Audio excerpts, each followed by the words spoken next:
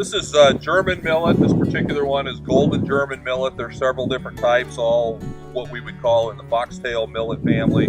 Relatively inexpensive seed, grows very quickly.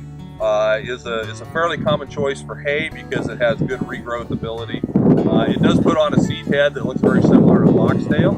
So if you're going to be haying this out, you're going to want to get that done before it puts on this seed head so it regrows well.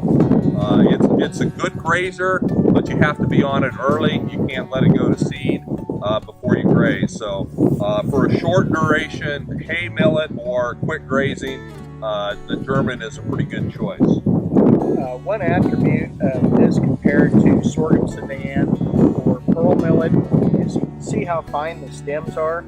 This is going to dry out and cure very rapidly. So if you're in a short-term situation where you want to get hay off the field quickly, very low cost, this is a good choice. Some people plant this crop after wheat and put it up for hay. You still have time to put an alfalfa crop in that fall.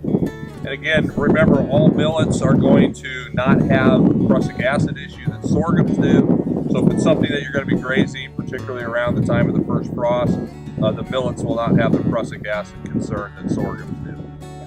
This does have a compound in it that does cause joint problems in horses.